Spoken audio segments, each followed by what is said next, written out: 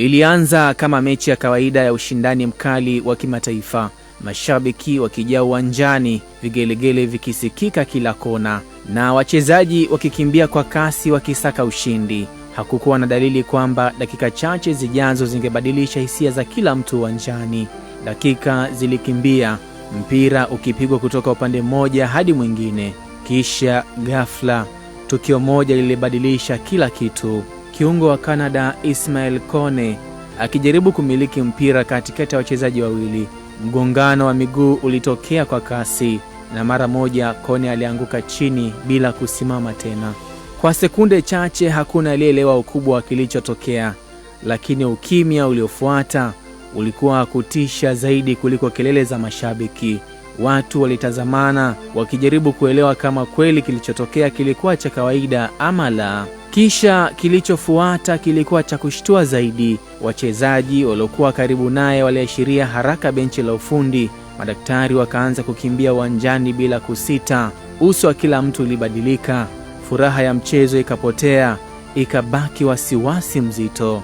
Kone hakuinuka. Alikuwa chini akishikilia maumivu ambayo hakuna aliyeyaona moja kwa moja, lakini kila mmoja alihisi moyoni. Kamera zilijaribu kunasa kilichokuwa kikiendelea, lakini kilichoonekana zaidi ni hofu usoni mwa wachezaji na mashabiki. Dakika zilionekana kama saa. Mchezo ulisimama kabisa. Uwanja uliokuwa na kelele uligeuka kuwa sehemu ya ukimya mzito, kama kila mmoja alikuwa akishuhudia jambo ambalo hakulitarajia kutokea katika mchezo huo wa soka. Baada ya muda, madaktari walimzunguka Kone. Kwa haraka wakampa huduma ya kwanza. Machela ikaingia uwanjani, na kwa hatua za taratibu akabebwa kutoka uwanjani, huku macho ya maelfu ya watazamaji yakimfuatilia kimya kimya. Hapo ndipo ukweli ulipoanza kueleweka kwa wengi. Hii haikuwa tu ajali ya kawaida ya mchezo. Ilikuwa ni wakati mgumu sana kwa mchezaji kijana ambaye amebeba ndoto kubwa za taifa lake. Lakini katikati ya huzuni hiyo kulikuwa na kitu kingine kilichoonekana. Wachezaji wa timu zote mbili walisimama pembeni, wengine wakishika vichwa, huku wengine wakiomba kimya kimya. Mashabiki waligonga makofi ya kumtia moyo, si kwa ajili ya mchezo, bali kwa ajili ya binadamu aliyekuwa akipitia wakati mgumu. Na kama hadithi nyingi za soka zinavyofundisha, hata katika nyakati za maumivu bado kuna tumaini.